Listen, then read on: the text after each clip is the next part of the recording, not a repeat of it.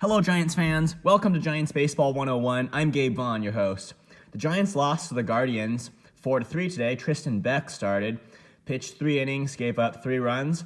Looks like the Giants are starting to stretch out their starting pitchers this spring training, and we'll see how long it takes them to get guys throwing 5-6 innings per spring training start. And as for the future of the Giants, the near future of the Giants' prospect starting pitching, it's an open question. We don't want it to end up, I mentioned this, we don't want it to end up like 2018 where the rotation is just dominated by these young guys that don't know what they're doing and messing up the season.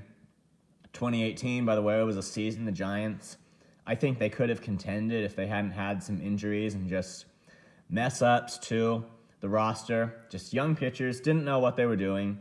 Can't have that again. Or 2019, where it's Tyler Beede who's getting a chance to work through struggles, and it's detrimental to the team and all that. Those are the bad old days, and Giants' new prospect starting pitchers, they're going to have to change something. It's going to have to be different. No one should be rushed to the big leagues, but the Giants are just going to have to have a different future if they're going to expect to rely on these prospect starting pitchers to contribute. So the answer, what's the future? Of course, the answer to that question is wait and see. Well, today we have a special guest joining us. I've invited Prez Palmer, an expert in the business side of sports, to come on. There's a lot that can be said about that in relation to the Giants.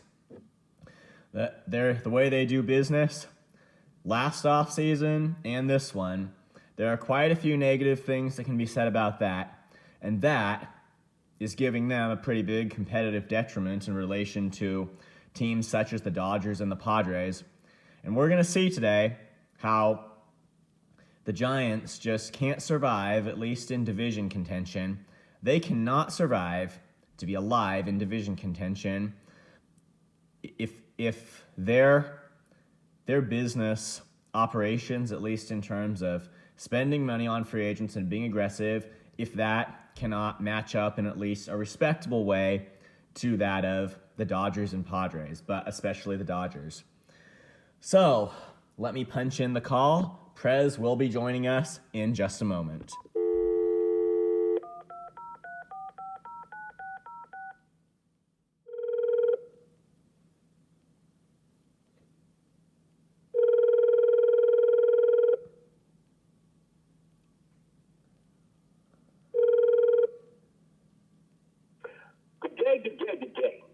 Good day. Hello, Prez. Welcome on to Giants Baseball 101. I am so excited to have you. Have you ever done a thing like this before? Yes, I've done some similar discussions from time to time. So I am delighted and excited and overwhelmed to be here with you today. Amen. There is a lot that can be said. If you're talking the business side of sports, there's a lot that can be said about the Giants. But first, and I don't want to put you on the spot, but all of the Giants fans, pretty much every Giants fan alive, knows that things could have been better and they could have been worse with the Giants. They could be in a better or they could be in a worse position than what they're in right now. My first question for you is, off the top of your head, do you think that this is a good season or a bad season for the Giants, just looking ahead? Well, I'm glad you asked that question. I believe actually this is a strategic season for the Giants because the San Francisco Giants go into this season with the fourth largest cap space, about $55 million, the fourth largest cap space in Major League Baseball. So they've avoided the luxury tax. They're well under. Now, okay, the Giant fan base may be underwhelmed by what is presented in front of them, but also the Giants fan base should take into consideration that they did pursue Alex Correa, and that deal blew up last season. And so, Correa, he was going to be a Giant, and then, well, we know what happened with the contract and the physical, and then that fell through. But one person in particular who was pretty happy about that, I'm quite sure, is the wonderful shortstop out there, Crawford. he's happy because his streak of starting opening day for the Giants will continue to, I believe it's going to be 12 straight opening days in a row for him at shortstop. So this season, what the Giants fan base should take into consideration is that you got the fourth largest cap space. You also have, a lot of projected opening up money next season because what I see is that you have John Peterson. After this year, he's going to become a free agent. Okay, he's coming off of that. You got Michael Conforto. He's on a 2-year, but you got heading into free agency Peterson, Crawford, and also Alex Wood. They're going to be heading into free agency. Okay, along with Junis, Bravia, and Scott Alexander. So there's a lot of opportunity on the horizon. So it may be a strategic year because what the Giant leadership has done, and really I got to say, you got to give some hats-off credit to the president of baseball operations, Farhan Zaida out there, and staying under that salary cap and strategically positioning himself for some major hauls in free agency come next season. Okay, that's what I'm going to say on that front. Okay. Wow, you've presented kind of a new perspective because I know fans were looking just totally at this season, and I definitely don't want to sound like this can't be a wild card spot. I definitely want the Giants to contend this season, to look at jumping into at least the final National League wild card spot. But what you mentioned about the Giants being in good position to sign in the future is good. I just wanted to ask, do you think that long-term or short-term deals are the future for the Giants, at least in the next decade or so?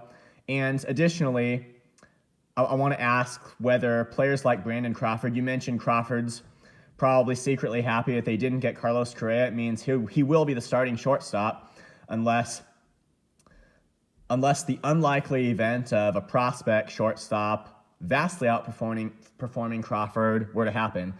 But do you see a possibility of Crawford rebounding in 2023, looking more like when he was an all-star? So those are my couple of questions for you now.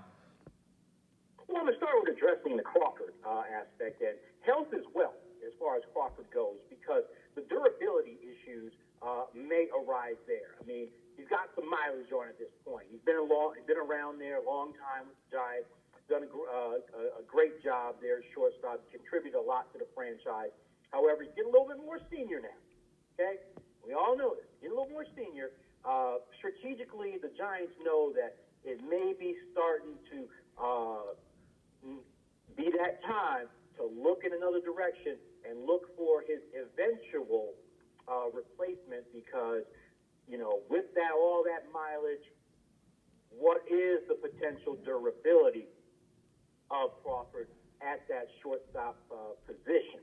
All right, so that's what I'm going to say there. And now you ask, as far as the short-term contracts and so forth. Now, the short-term contracts have set it up where the Giants can be in a great position to sign a boatload of free agents and also avoid the luxury tax, because the Giants still play in that NL West, and they still have to contend with those two teams, the Padres and the Dodgers. They're neighbors within California who have opened up the coffers and who have gone to that luxury tax bracket. Okay, they're carrying a hefty amount of salary between the Dodgers and the Padres. So, do you want to put yourself in a position there to just go in a spending contest with those two franchises, or do you want to strategically maintain under that salary cap attract free agents, grow your minor league talent at the same time, because they're cultivating talent in their system, and set yourself up where you don't have to just blow the wallet out of the water in order to contend with those two franchises. So that's what I'm going to say on that aspect, and I'm glad you highlighted with this question those two aspects. Yes, personally, I do not have a problem with the Giants relying on short-term deals in the future if they can consistently be successful in the offseason signing players. That will be the added responsibility for them. I mean, if they were a team that had a bunch of guys signed to long-term multi-million-dollar contracts, maybe like 8 or 10 years and all that, then they would know that they had guys that would stay in for a long time. I mean, if their performance declined, then that'd be on them too, or if they got injured. If, when they get to be more senior, if they didn't age well, of course, that'd be on the Giants. But that, at least as far as having those guys, that would be kind of the security that jumping in and signing a lot of long-term deals would give them. But if they can consistently pick up some of the best talent, then if they want to sign short-term deals and have a more transitional roster where you see guys come and go every few years, that is okay with me as long as they can do it, make up for everything that other teams have doing it differently, and ultimately win games. And my next question is about the minor league system. You had said part of their strategic move would be to improve it. And I was just talking, before I called you, I was just talking about starting pitching in particular and how in 2018, that was just bad for the Giants. They had a bunch of young guys that did not know what they were doing. And the same thing could be said for offense, I think. Guys who were scouted and drafted and had a bunch of potential came up, they weren't able to put that potential to use. And that was a problem for the Giants when they needed offensive production as well. And I think one reason for that, I'm not saying this is totally a bad thing. It is true that the Giants have been kind of slacking a little bit on first-round draft picks, picking maybe not the best there so that they could save their draft slot money on guys later in the draft so that they could spread out on the talent a bit and have a larger quantity of players who are at least projected to be acceptable in the major leagues, as opposed to just going all in on the first few rounds of the draft and getting the highest ceiling players that are there. I think that approach has contributed to having guys who either can't perform in clutch situations or they just can't do enough to make the Giants beat at least their really fierce NL West competition. But if they're, how do you see the Giants addressing that with their strategic moves they'll be doing this year and what you think that they'll be doing well? Is the farm system going to look good, and are they going to have guys that they can rely on and have better success transforming guys into top-level talent? Well, there's a lot of upside in that system right now. I mean, you got people out there like Grant McCray, Vaughn Brown, Luis Matos, and Eric Silva. I mean, there's some really top 100 prospects that are in the Giants farm system. Now, okay, you want to mix that with veteran talent that can help to cultivate, lead the way, and give them that locker room presence, and also give the fan base, something really to look forward to. But there's some good value swimming around that Giants farm system that is on the rise. It's still in the works. It just needs some time. I mean, those names that I mentioned, they are definitely names that will be popping up in the future. They're on the Giants, game day rosters. So, as the Giants right now, again, are under the salary cap tremendously, and they're developing their own homegrown talent, because, the thing about baseball free agency now is you look at it, you want to stay out of the bidding wars. the bidding wars, like I said, if you're contented with the big pockets of the New York Mets new owner who has come in and made a splash and said, hey, look, I will open up the wallet, and he'll leverage that market of New York, whereas in San Francisco, you have two other markets which you may not be able to, pull that much money from the fan base from. You may, when you are sitting there and you're in San Francisco, but however, fans have options to your west and to your east in LA and San Diego. There's only but so much money to go around in these markets. Okay, things that you can do in, say, a New York market, you can't do in other markets. And so, you want to avoid these pitfalls, and you want to avoid these hefty contracts, which are going to explode your ticket sale prices, your concessions, so on and so forth. So, this is stuff for the Giants fan base to take in consideration. And, you might want to be thankful for the efforts, not presently, but for the future, that the executive front offices are really working towards, or at least I'm convinced they're working towards, for the San Francisco Giants. Great point, Prez. I'd actually never really thought about that before. California leads all 50 states in the amount of baseball teams present, with 5 major league franchises located in it. And I see your point. That would be some market competition. I mean, fans can't be at every game every time. And the Giants, that might be one of the reasons why they're in such a hot rivalry with the Dodgers and have been for so long, because of the competition just in California. And obviously part of that would be with, maybe you could say, I know this is bad terminology, but recruiting fans, and the Dodgers, obviously they're doing better right now, but I think that's a great point. If you got more sports franchises located pretty close, then yeah, that's going to affect things. And the Mets, who you were talking about, the way they manage their budget, they are right next to the New York Yankees, which, like fans have known for a long time, are big spenders. But other than that, there's no one else in the New York market to compete with, so they do kind of have plenty of space. And yes, I do see the difference here.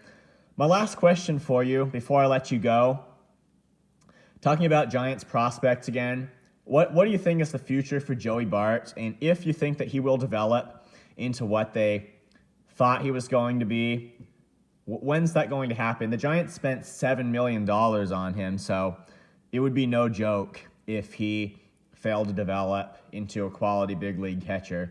What do you think is the time frame on him, if indeed he is going to come around?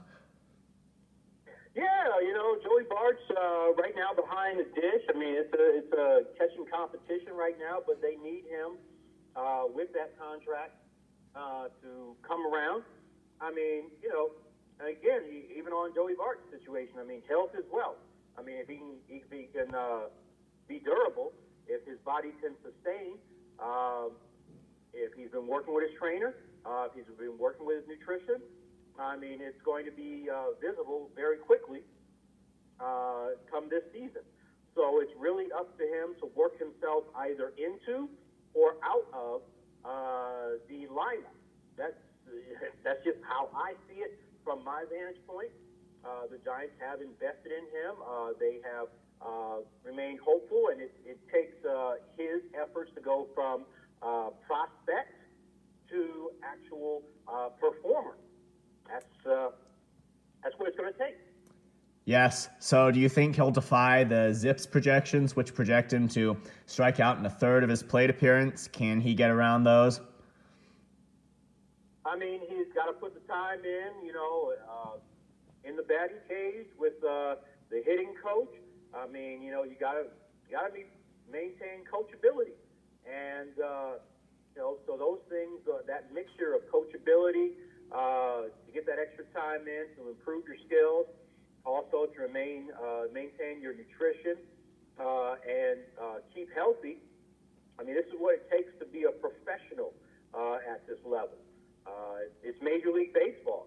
So, like I say, and I say again, it's up to him to really work himself into or work himself out of the lineup. I believe it's really his job to lose this year, more so than another's to win. So, on Joey Bart. Prez, thank you so much for being on tonight. I'm sure everyone's going to really appreciate hearing from you about this, and it was so interesting to hear your perspective on the Giants, and you're very hopeful about their future. And if it turns out that their front office is doing the right thing and they end up winning a championship, I'm going to evaluate that, and I'm going to see if what you said was how closely it was to really what came to pass for the team. So I just wanted to say thank you so much for being on, and your insight was great, and I hope to have you on again at some point if you'd be interested, but this was just great. I thank you so very much for the opportunity. It's really been great, and I just encourage the San Francisco Giants fan base to remain confident that Pete Utila, the general manager, is making some strategic moves, and on the business side of things, everything isn't always visible present day. So remain confident, remain patient, and remain faithful in the San Francisco Giants. Gabe, I can't thank you so much. It's been a pleasure to be here. Love to come back. Look forward to I'm so excited this upcoming Major League Baseball season. And let's see, hope to see opening day fired up. Let's go. Yes, sir. And San Francisco Giants fans, above all, go to games. They need to finance a championship, so they need your support. Thank you so much, Prez. I will let you go. Have a good night. Good night. I'll see you next time on Giants Baseball 101.